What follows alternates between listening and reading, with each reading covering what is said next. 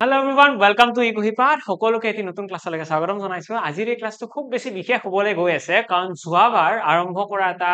প্ৰচেষ্টা এটা আজি আকৌ এবাৰ আৰম্ভ কৰিবলৈ গৈ আছিলো। আমি যোৱাবাৰ আৰম্ভ কৰিছিলো এই এটা স্পেচিফিক বেটচ আছে আনবিটেবল বুলি। এই আনবিটেবল বেটচটো বহুত বেছি ষ্টুডেন্টছে ভাল পাইছিলে, সকলোৱে এই বেটচটোৰ ক্লাছখিনি কৰি ভাল পাইছিলে। আৰু এই বেটচটোত আমি কি কৰিছিলো, আমি যিসকল ষ্টুডেন্টে মেথছ একোৱেই নাজানিছিল, মেথছ একোৱেই জানা নাছিল, সেই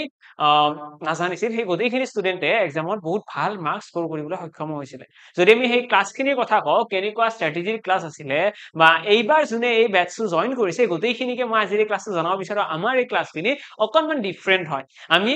বাকী যিবিলাক মেথছৰ ক্লাছ হয় তাতকৈ এইটো কমপ্লিটলি ছেপাৰেট কাইণ্ডৰ ক্লাছ হয়। ইয়াতে কিনো হয়, ইয়াতে কেনেকুৱা ধৰণৰ ছেপাৰেট বস্তু ষ্টাৰ্ট হয়, আমি সেইটো এবাৰ আলোচনা কৰি লওঁ। একদম ষ্টাৰ্টিঙতে আমি কি কৰো, আমি মেথছ পঢ়াৰ এটা নতুন এপ্ৰ'চ ইয়াতে ষ্টাৰ্ট কৰো। নতুন এপ্ৰ'চ, হয়তো তোমালোকে আজিলৈকে তেনেকুৱা এপ্ৰ'চত মেথছ পঢ়াই নাই। আমি কমপ্লিটলি ডিফাৰেণ্ট এটা টেকনিকত মেথছ পঢ়িবলৈ গৈ আছো। এই আনবিটেবল বেটছটো এনেই নহয়, এইটো ছেপাৰেট বা এনেই এই বেটছটো ইমান ভাল নহয়, এইটো কমপ্লিটলি মেথছৰ বেটছ হয়। এই বেটছটো সেই সকল ষ্টুডেণ্টৰ কাৰণে ডেডিকেটেড যোনে মেথছ একদমেই টান পায়। মেথছ মই টান পাওঁ, মই নোৱাৰোৱে মানে এনেকুৱা মই নোৱাৰোৱে, মোক শিকাই দিয়া তুমি তথাপিতো নোৱাৰো। সেই ষ্টুডেণ্টছখিনিৰ কাৰণেহে এই বেটছটো। ইয়াতে অবভিয়াছলি আমি অসমীয়াতে আলোচনা কৰিম, গোটেই চিলেবাছটো আমাৰ অসমীয়াত কভাৰ কৰা হ'ব। লগতে আমি কুৱেশ্যনবিলাক ইংলিছতো আলোচনা কৰিম, দুইটা টাইপতে, দুইটা মাধ্যমতে আমি আলোচনা কৰিম। এই বেটছটো লাষ্ট ইয়াৰৰ যদি কথা কওঁ, এই বেটছটোত আমি যিমান কুৱেশ্যন আলোচনা কৰিছিলো, আনবিটেবল 1 যিটো আছিলে সেইটোৰ আমি বা আনবিটেবল 2.0, এই দুইটা বেটছতে আমি যিমানখিনি আলোচনা কৰিছিলো এক্সামত, আমাৰ এডিআৰি এক্সামত, সেই গোটেইখিনিৰ কুৱেশ্যনে কমন পৰিছিল। আমাৰ একজেক্টলি কুৱেশ্যন গোটেইখিনি কমন আহি গৈছিলে। মানে ইয়াতে যি পঢ়িছো আল্টিমেটলি এক্সামত সেইখিনিয়ে আহিছে। আৰু মই আগতেও বাৰে বাৰে কৈ আছো যে মেথছ এটা এনেকুৱা ছাবজেক্ট, যদি কাৰেক্ট ষ্ট্ৰেটেজি লৈ পেলাই যদি পঢ়া যায়, এটা কুৱেশ্যন এনেকুৱা নোলায় যিটো আমি নাজানো, বা এটা এনেকুৱা কুৱেশ্যন নোলায় যিটো আমাৰ পঢ়াৰ ভিতৰত পৰা নাই। প্ৰতিটো কুৱেশ্যনে তোমালোকৰ কমন পৰিব, প্ৰতিটো কুৱেশ্যনে তোমালোকে সলভ কৰিব পাৰিবা। ঠিক আছে, এতিয়া ইয়াতে যদি চাওঁ, ইয়াতে আমাৰ এইখিনি হৈছে মেথছৰ চিলেবাছ। আৰু এই চিলেবাছখিনি আমি ইমানেই ভালকে পঢ়িম, ইভেন মই এইখিনি যদিও ইয়াতে লিখা আছে ন, আমি এক্সট্ৰা কিছুমান বস্তু পঢ়িম। এক্সট্ৰা মানে আমি কি পঢ়িম, আমি কোঅৰ্ডিনেট জিঅ'মেট্ৰিও পঢ়িম। কোঅৰ্ডিনেট জিঅ'মেট্ৰি, তাৰপিছত আৰু লগতে আৰু বেলেগ বেলেগ যি চেপ্টাৰ আমাৰ পচিবল হয়, আমি বহুত কেইটা এনেকুৱা চেপ্টাৰ আলোচনা কৰিম। ঠিক আছে, আমি বহুত কেইটা চেপ্টাৰ এনেকুৱা আলোচনা কৰিম। তো আমি এইখিনি জাষ্ট এটা বেছিক চিলেবাছ বুলি ক'ব পাৰো। এইখিনি জাষ্ট বেছিক চিলেবাছ, এইখিনিতো পঢ়িবই লাগিব। আৰু লগতেও আমি বহুত কথা আলোচনা কৰিম, ঠিক আছে। আমি এই যিটো বেটছ আমি পঢ়িবলৈ গৈ আছো, ইয়াতে আমাৰ আৰম্ভ ক'ৰ পৰা হ'ব, এতিয়া ডাঙৰ কুৱেশ্যন, কেতিয়া ক'ৰ পৰা আৰম্ভ হ'ব, কোনখিনি লেভেলৰ পৰা আৰম্ভ হ'ব। তো লেভেলটো হৈছে 1 2 3 পৰা, 1 2 3 মানে নাম্বাৰছ বিলাকৰ পৰা। মানে আমি যেতিয়া ক্লাছত যাওঁ, প্ৰথমবাৰৰ কাৰণে যেতিয়া ক্লাছত যাওঁ, আমাক কি শিকায়, আমাক নাম্বাৰছ বিলাক শিকায়। এইটো কি, এইটো 1, এইটো কি, এইটো 2। তো আল্টিমেটলি আমি ইমানখিনি বেছিকৰ পৰা আলোচনা কৰিম। আৰু কিমানলৈকে যাম, একদম টপ মোষ্ট লেভেল, যিমানলৈকে এক্সামত অহাৰ আশা নাই, আমি তালৈকে পঢ়িম। আৰম্ভ কৰিম একদম বেছত, আৰু ইমানলৈকে পঢ়িম যিমানলৈকে এক্সামত অহাৰ আশা অলপমান ক্ষীণেই। মানে আল্টিমেটলি গ'লটো এনেকুৱা যে মেথছৰ আমি গোটেইখিনি মাৰ্কছ লাগে, মেথছৰ আমাৰ এটা কুৱেশ্যনো কাট খাব নোৱাৰে।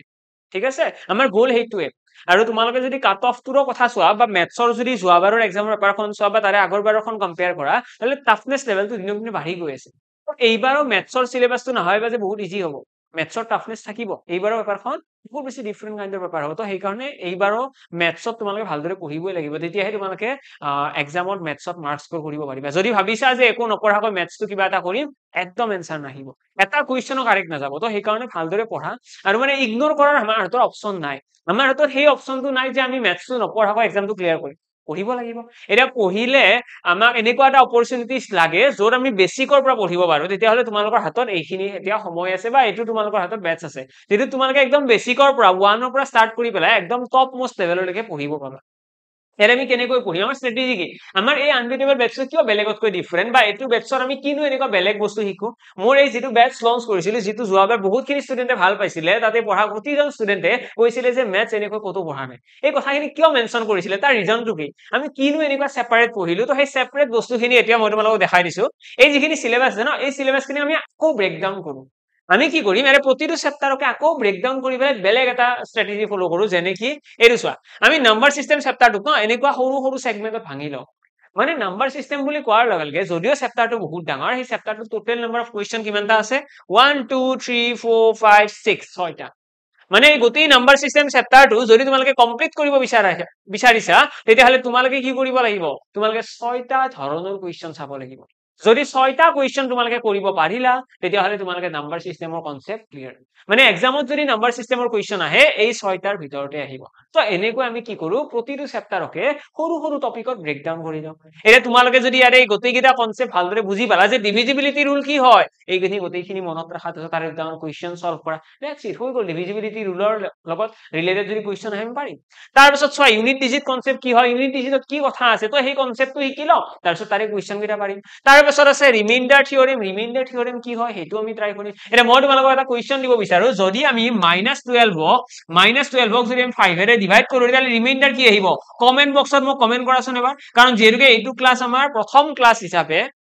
আমাৰ আনবিটেবল এই প্ৰথম ক্লাছটো আমাৰ ইউটিউবতো এভেইলেবল হৈ যাব আৰু এপতো হৈ যাব দুইটা বস্তুতে হৈ যাব যেতিয়াকে অলৰেডি এই বেচটো ষ্টাৰ্ট হৈছে আজি আমাৰ ইন্ট্ৰোডাকচন ক্লাছ হয় আজি আনবিটেবলৰ ইন্ট্ৰোডাকচন ক্লাছ আজি কাৰণ যিখিনি ষ্টুডেন্টে নতুনকৈ এনৰোল কৰিছে যিখিনি ষ্টুডেন্টে এই বেচটো জয়েন কৰিছে সেই ষ্টুডেন্টখিনিও গম নাপায় একচুয়ালি কি হয় আনবিটেবল হয়তো সিহঁতে জাস্ট ৰেন্ডমলি জয়েন কৰি দিছে কিন্তু মই ক'ব বিচাৰো এইটো ৰেন্ডমলি জয়েন কৰা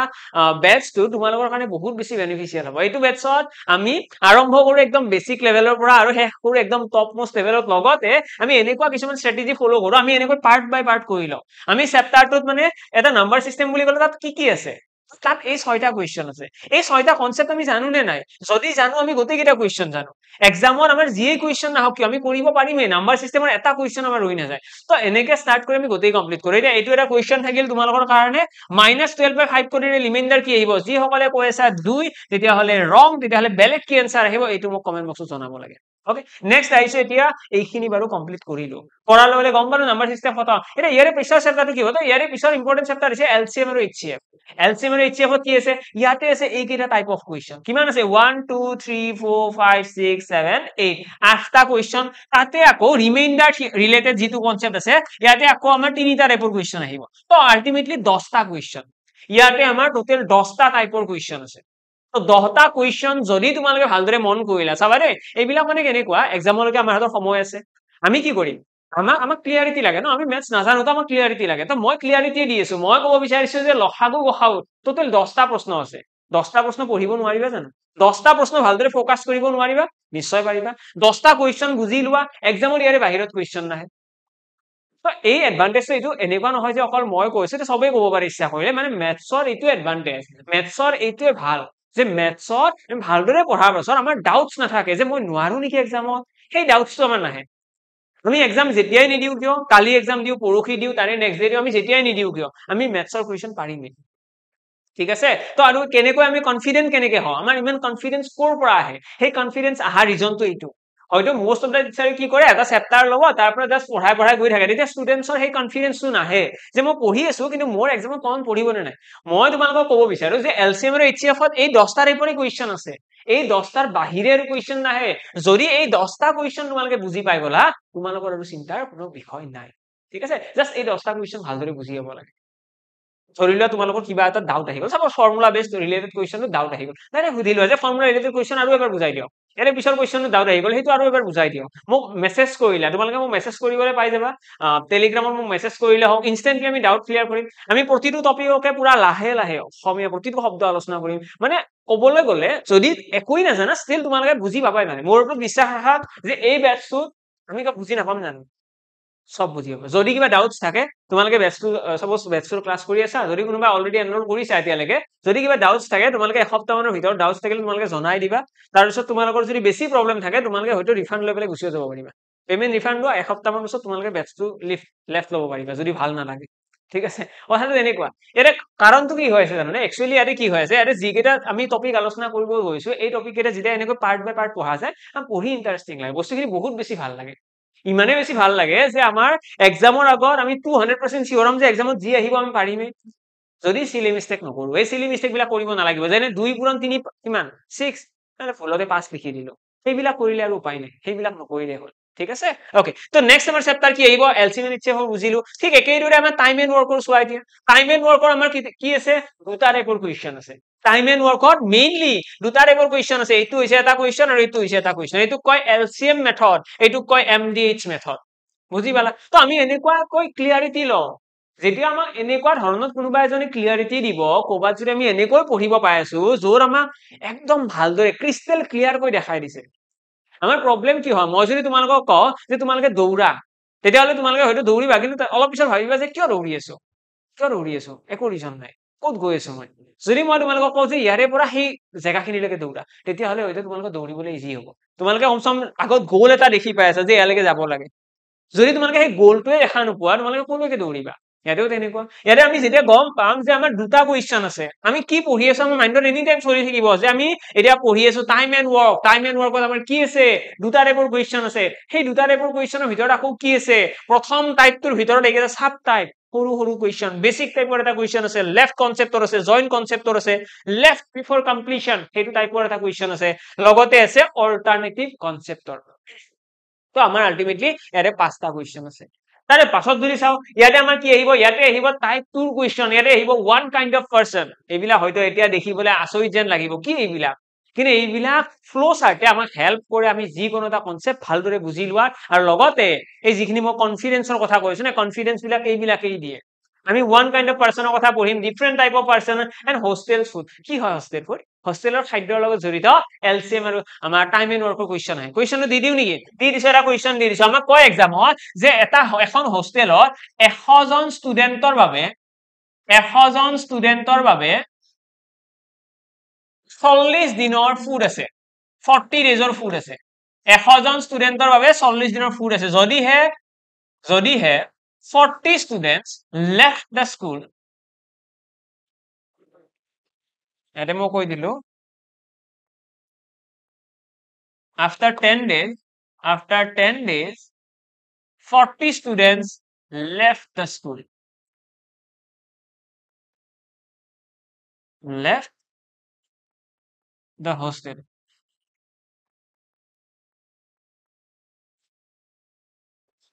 then the remaining food will be last for এনেকুৱা অসমীয়া ৰিজে কুৱেশ্যন এনেকুৱা এখন হোষ্টেলত এটা ছাত্ৰবাসত বুলি লিখা এটা ছাত্ৰবাসত 100 জন ছাত্ৰৰ বাবে 40 দিনৰ খাদ্য আছে 100 জন ছাত্ৰৰ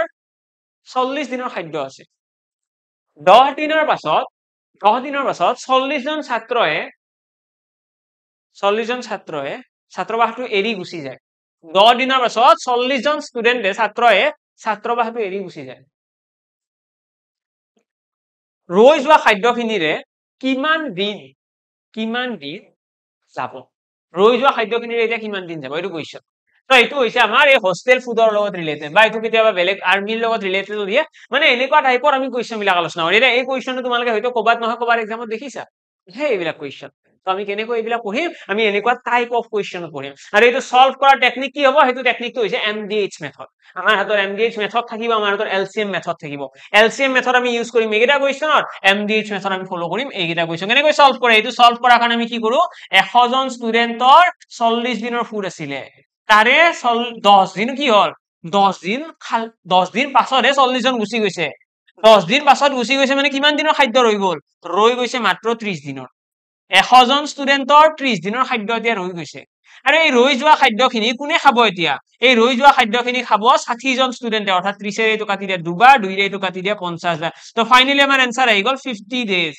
মানে 50 দিন আৰু খাব পাৰিব যদি 40 জন ষ্টুডেন্ট গুচি যায় তো এনেকৈ আমি সলভ কৰিম এতিয়া ইয়াতে হয়তো এইটো বস্তু আজি তোমালোকৰ কমপ্লিকেটেড লাগিব পাৰে যেতিয়া আমি চেপ্টাৰ বিলাক লাহে লাহে আৰম্ভ কৰিম যেতিয়া আমি বেসিক বিলাক বস্তুবিলাক খতম কৰি যাম লাহে লাহে বস্তুবিলাক শিকি যাম তেতিয়া হলে এইবিলাক কুৱেশ্যন আমাৰ কাৰণে বহুত বেছি ইজি হৈ পৰিব এই একেটা ধৰণৰ মই আৰু এটা চেপ্টাৰ তোমালোকক দেখাই দিছো আইডিয়াৰ কাৰণে টাইম